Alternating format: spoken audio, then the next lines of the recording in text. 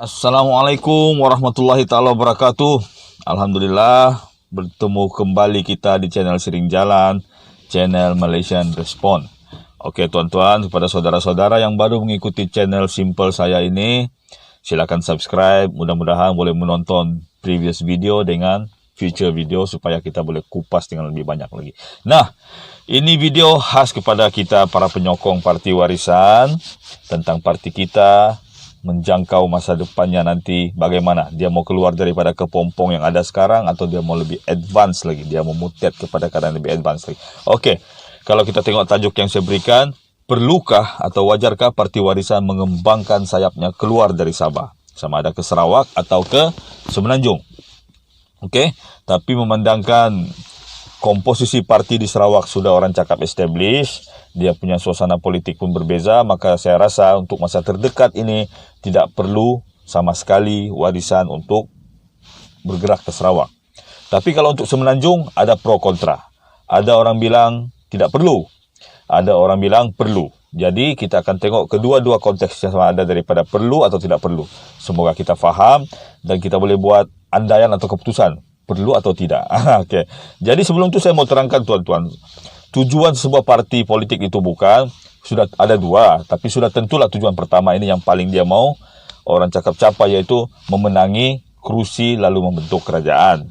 Itu tujuan utama parti politik. Tapi tujuan keduanya adalah untuk berhikmat. Let's say dia bertanding situ dia kalah, okey, ataupun dia menang. Dia punya wakil rakyat atau calon yang dia tandingkan di situ akan memberi hikmat kepada orang-orang di kawasan tersebut.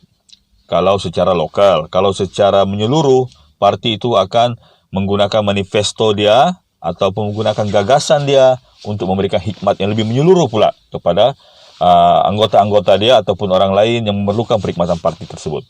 Kalau kita perhatikan YB ada service center kan, tempat diorang memberikan perkhidmatan. Itu fungsi dia. Jadi tuan-tuan, setelah saya terangkan tadi, kita kembali kepada perlu tidak perlu tadi. Perlukah atau tidak perlu? Okey, kita mulakan dengan tidak perlu dulu. Okey, sisi pandangan orang yang merasakan tidak perlu. Pertama, tujuan utama parti warisan itu bukan. Tujuan utama Datuk Seri Shafie Apdal menubuhkan parti warisan adalah untuk memperjuangkan nasib rakyat Sabah, memperjuangkan kepentingan negeri Sabah. Jadi sudah jelas di situ dalam perlembagaan parti warisan sendiri bahawa tujuan utama kita adalah memperjuangkan Sabah. Okey, jadi kalau kita bergerak ke tempat lain, kita sudah lari tajuk, orang bilang, kan? Sudah lari dari konsep asal kita, dan ini orang bilang akan membawa implikasi yang orang cakap kita tidak boleh tentukan pada masa depan. Okey, pertama. Kedua tuan-tuan, secara logistik, ya, kita akan memerlukan dana yang lebih besar, peruntukan yang lebih besar untuk mencakupi kawasan-kawasan baru yang kita masuk.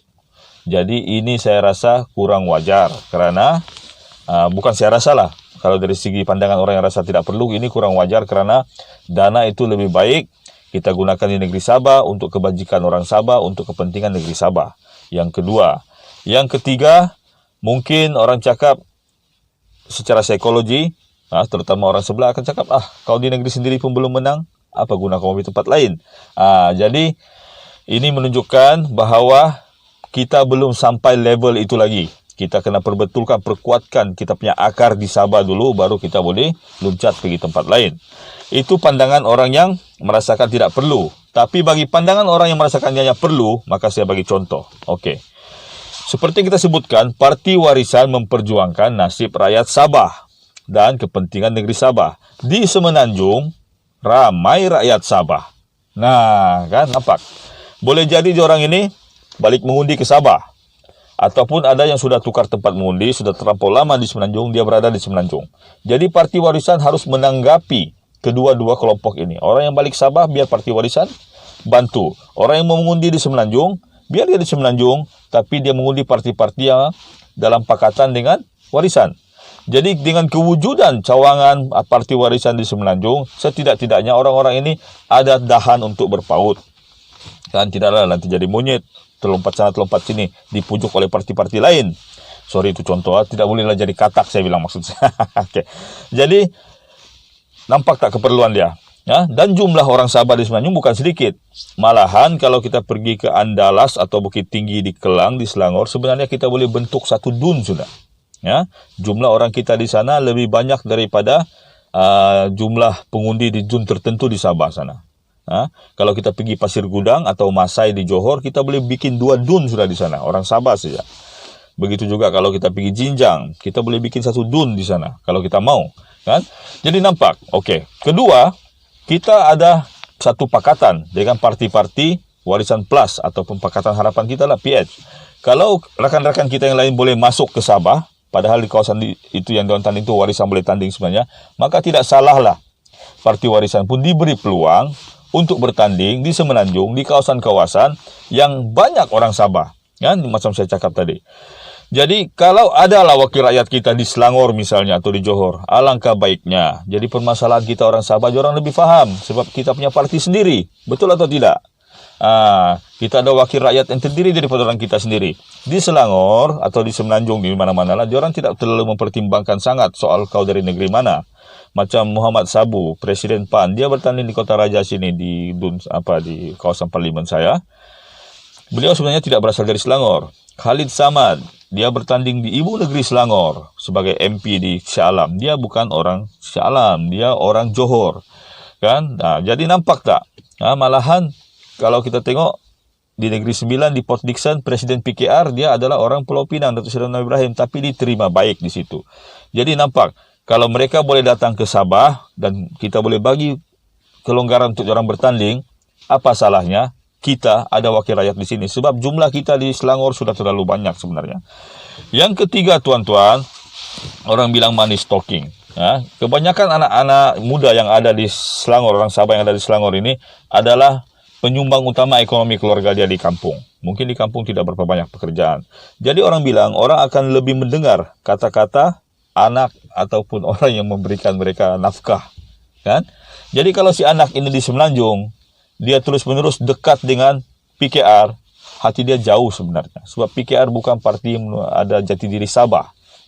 Tapi kalau warisan ada, paling tidak kita boleh mengimbangi, orang cakap pujukan, rayuan daripada BN dan PN yang ada di Semenanjung. Jadi orang ini tidak swing ke mana-mana. Betul atau tidak? Jadi tuan-tuan, kalau ada paling tidak pun, kalaupun kita tidak ada calon bertanding, kita ada cawangan, orang-orang ini boleh bergiat aktif di sini dan boleh kita pujuk diorang untuk berkempen buat kita di Sabah. Nampak? Yang keempat, tuan-tuan, perkawinan campur. Isu perkawinan campur, tuan-tuan, kita tahu ramai orang kita yang sudah berkahwin ataupun menikah dengan rakan-rakan saudara-saudara kita di Semenanjung.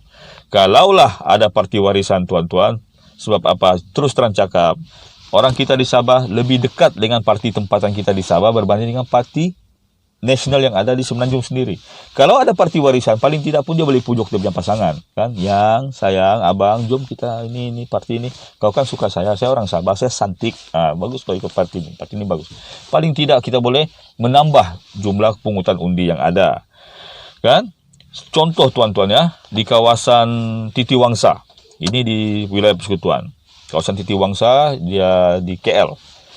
Kebanyakan pengundi muda yang ada di sana, kawasan-kawasan bandar banyak pengundi muda sebenarnya. IC diorang memang nombor 14. Tapi apabila kita dekati mereka sebenarnya orang Sabah. Parents diorang IC nombor 12. Diorang IC nombor 14. Mungkin lahir di HKL kah, lahir di mana-mana yang ada di wilayah Persekutuan. Tapi diorang sebenarnya orang Sabah. Jadi tuan-tuan, tanpa kehadiran parti yang berbasis Sabah di sana, mungkin mereka akan memilih untuk dekat dengan parti-parti Melayu yang ada di Semenanjung. Dan kebetulan di Semenanjung, wakil kita adalah PKR dan PAN. Dua buah parti yang orang cakap kurang dekat dengan sejarah orang Sabah kita sendiri. Sebab DN dulu di Sabah lama, UMNO lama di Sabah. Jadi mungkin orang ada ikatan hati ke apa. Tapi kalau ada warisan di sana, paling tidak orang akan lebih memilih warisan berbanding dengan parti-parti tadi. Jadi nampak tak tuan-tuan? Ada pro kontra dia.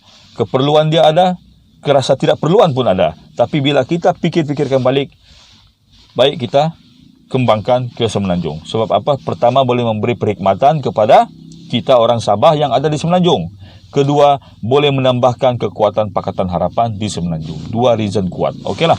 Assalamualaikum warahmatullahi taala wabarakatuh. Sampai jumpa lagi ya. Mudah-mudahan ke depan PRU ke-15 ada Chan orang bilang.